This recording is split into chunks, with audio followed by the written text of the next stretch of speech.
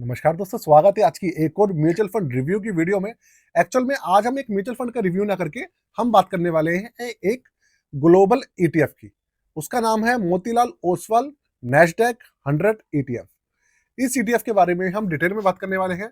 किस तरीके का ईटीएफ है, किस तरीके के रिटर्न्स है, आपको मैं बता दूं। इसका 3 साल का CAGR 33% से ज्यादा है। जी हाँ, अगर अभी के समय में आप देखेंगे तो हमारे जो स्मॉल कैप्स हैं उनका भी इतना रिटर्न नहीं है जितना इसका 3 साल का CAGR है। 33% से ऊपर का CAGR है। काफी यूनिक है अपने आप में, और ये एक ग्लोबल ETF है। तो शुरू करते हैं दोस्तों। बहुत यूनिक तरीके का इसका पूरा का पूरा पोर्टफोलियो होने वाला है। बहुत इंटरेस्टिंग वीडियो है, एंड तक देखिएगा, कुछ नया जानने को मिलेगा आपको। तो पूरी की पूरी वीडियो इंफॉर्मेशन पर्पज के लिए है, किसी भी तरीके का रिकमेंडेशन या सजेशन नहीं है। वीडियो लाइक कर दीजिएगा और चैनल को सब्सक्राइब जरूर कर दीजिएगा, ठीक है। और अगर आपको इसी टॉपिक के ऊपर और भी वीडियोस चाहिए इन्हीं तरीके के, इस तरीके के जो ईटीएफ्स की, तो आप बताइएगा मुझे कमेंट बॉक्स के अंदर। मैं कोशिश करूंगा आपके लिए और भी वीडियोस इसी सीरीज के अंदर मैं ला पाऊँ आपके लिए। शुरू करते हैं, चलते हैं कंप्यूटर। कंप्यूटर स्क्रीन आपके सामने चालू हो चुकी है। ईटीएफ का नाम आपके सामने है भाई, मोतीलाल ओसवाल नैस्डैक 100 ईटीएफ। सबसे पहली बात, नैस्डैक 100 जो है ना, ये भाई एक यूएसए का एक इंडेक्स है, जिसके अंदर यूएसए की जो टॉप 100 कंपनीज है ना, जो टॉप कंपनीज है वो इसके अंदर शामिल है ना।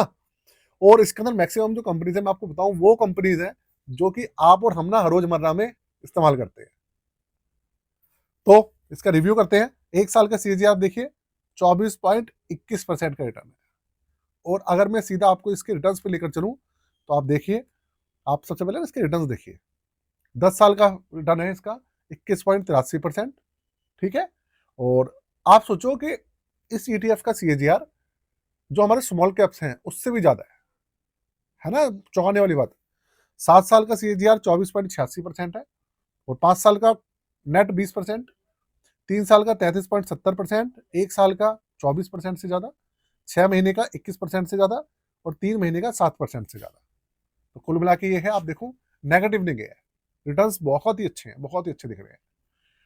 इसके अलावा अगर मैं बात करूं इसके दूसरी चीजों की, दूसरे पॉइंट ऑफ व्यूज की, तो देखिए 2011 में लॉन्च हुआ था ये। 2011 से अब चल रहा है 2025 और 26 आने वाला है, तो ऑलमोस्ट इसको हो जाएंगे 15 साल। नैस्डैक 100 TRI इसका बेंचमार्क है, और ओपन एंडेड स्कीम है, जब मर्जी आइए जब मर्जी जाइए, कोई रोक टोक नहीं है। इसके अलावा 0.58% का इसका एक्सपेंसिव रेशियो है।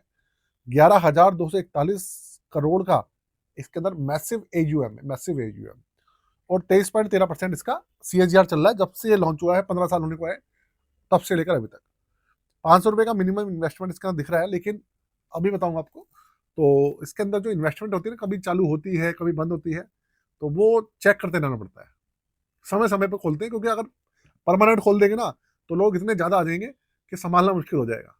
इसलिए इनका कुछ सिस्टम है। और मैंने एक चीज और देखी, जितने भी ग्लोबल फंड्स हैं उनके अंदर ना जो इन्वेस्टमेंट का ऑप्शन है वो जल्दी जल्दी नहीं खुलता, वो समय समय पर खुलता है। ये भी सब चीजें हैं। तो अभी पता नहीं है मुझे खुला है या बंद है, एक बार चेक करना पड़ेगा उन सब चीजों को। तो आप मुझे चेक करके बताइएगा अगर आपको दिख रहा हो तो। नहीं तो मैं आपको कमेंट बॉक्स के अंदर पिन कर दूंगा कि भैया अभी ओपन है या नहीं है। तो ETF है, बहुत चांसेस है कि ये ओपन होगा, बहुत चांसेस है। अब चलते हैं इसके पोर्टफोलियो पर, पोर्टफोलियो समझते हैं इसका। पोर्टफोलियो से पहले आपको बता दूं कि भाई अगर आप अपना पोर्टफोलियो चाहते हैं बनवाना, आप अपना पोर्टफोलियो रिव्यू कराना चाहते हैं, तो उसके लिए हमारी जो पोर्टफोलियो सर्विसेज ले सकते हैं। चार्जेस है 999 रुपये। डिस्क्रिप्शन के अंदर व्हाट्सअप नंबर है, डिटेल्स मेंशन है, आप देख लीजिएगा। 100% के आसपास ही पैसा इक्विटी के अंदर है, और 99.69% पैसा जायंट कंपनीज में है। समझिए आप, जायंट कंपनीज कौन सी है? जायंट कंपनीज होती हैं लार्ज कैप से भी बड़ी, सबसे बड़ी कंपनी जो है। और भाई इसके अंदर तो दुनिया की सबसे बड़ी कंपनी है, आप सोचो। 97 स्टॉक्स है इसके अंदर। और अगर आप देखेंगे तो टेक्नोलॉजी सेक्टर सबसे ज्यादा है 72.40%, और कंज्यूमर स्टेपल्स है 14.56%, हेल्थ केयर है 4.62%, कंज्यूमर स्टेपल्स है 3%, और इंडस्ट्रियल है 2.31%, एनर्जी है 1.92%। अब आप देखो इसके अंदर जो अमेरिकन कंपनीज है उनके नाम देखो। Nvidia, Apple, Microsoft, Broadcom, Amazon, Alphabet, Alphabet class C, class A और class C, Tesla, Meta platform, Netflix, Costco, Palantir, advanced micro device, Cisco, Micron, T mobiles, है ना, और पेप्सिको इनिशिएटिव, इसके अलावा अप्लाइड मटेरियल और Lam research corp, Shopify, Linde PLC, Amgen, AppLovin, Qualcomm. और अब आप सोचो कि भाई इतनी सारी कंपनीज, सोचो आप, और सारी की सारी ना, आप सोचो कि अमेरिकन कंपनीज हैं और सारी बड़ी कंपनीज हैं। और ये जो आप देखो, ये जो बड़ी कंपनीज है ना, कौन सी, एनवीडिया, एनवीडिया तो इस समय यार इंडिया की जीडीपी से बड़ी है। गूगल, एप्पल, माइक्रोसॉफ्ट, आप सोच लो, बहुत सारी कंपनीज इसमें ऐसी है कि हमारी भारत की टोटल अर्थव्यवस्था से बड़ी है ना, कमाल की बात। भाई अमेरिका की जो कंपनीज होती है वो ऐसी होती है जिनका साइज इतना बड़ा है कि देशों से मुकाबला कर लेते हैं वो जीडीपी के मामले में। हालांकि हमारा सोचो आप, देश इतना बड़ा है, करीबन 140 145 करोड़ आबादी है, 1.5 अरब के आसपास आबादी है।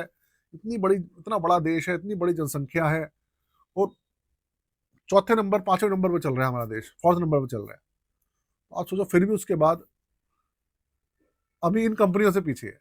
इतना टोटल जीडीपी नहीं है कि भाई इन कंपनियों को पछाड़ पाए, है ना, कमाल की बात। बहुत दुख की बात भी है, खैर। चलिए, एक टाइम ऐसा भी आएगा कि भाई हमारा देश ना सबसे आगे होगा, ऐसा बहुत जल्दी समय आएगा। तो ये सब चीजें दोस्तों, इसके अंदर आप देखिए कि किस तरीके का एक्सपोजर है। और अगर मैं बात करूं तो भाई ये इसकी डिटेल्स है। तो अब एक्चुअल में एक चीज मैं आपको बताता हूँ कि मोतीलाल ओसवाल नेस्डेक 100 ETF जो है, अगर आप इसको देखिएगा ना, तो मैं आपको बताऊं, इसको आप गूगल में सर्च कीजिए, ये रहा। इसका एक ना FOF भी आता है, FOF का मतलब म्यूचुअल फंड की स्कीम भी है। ये देखिए, आप लिखिए FOF, तो FOF की स्कीम भी आ जाएगी।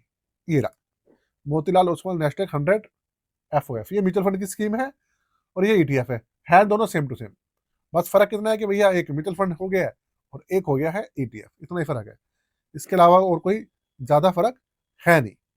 अब देखो, आप जैसे मोतीलाल ओसवाल नेस्डेक 100 FOF देखो, इसके अंदर देखो, ये वाला जो ऑप्शन है ना, ये देखो आप, ग्रीन है, तो इसका मतलब शायद हो सकता है कि इसके अंदर अभी ऑप्शन चालू हो, सारा चीजें अप्लाई वगैरह करने का। आप देखो, इन्वेस्टमेंट का ऑप्शन जो है वो अभी ग्रीन दिख रहा है, तो शायद जो इसके अंदर अभी एप्लीकेशन हो वो ये ले रहा हूँ, ऐसा हो सकता है।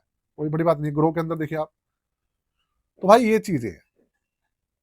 तो अब हो ये रहा है कि एक्चुअल में जब से मार्केट के अंदर गिरावट आई है, सब कुछ आई है ना, और जब से ब्लैक रॉक वगैरह आया है मार्केट के अंदर, तो लोग ना, जो यूएसए के फंड्स हैं, यूएसए की कंपनीज हैं, स्टॉक्स हैं, उनके म्यूचुअल फंड्स हैं, उनकी ETF है, उनको लेकर बहुत ज्यादा इंटरेस्टेड है।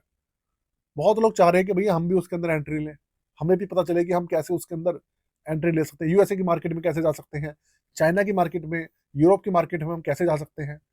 एक भाई तो मुझसे पूछ रहा था, अभी कमेंट आया था कि रशिया की मार्केट के अंदर हम कैसे जा सकते हैं।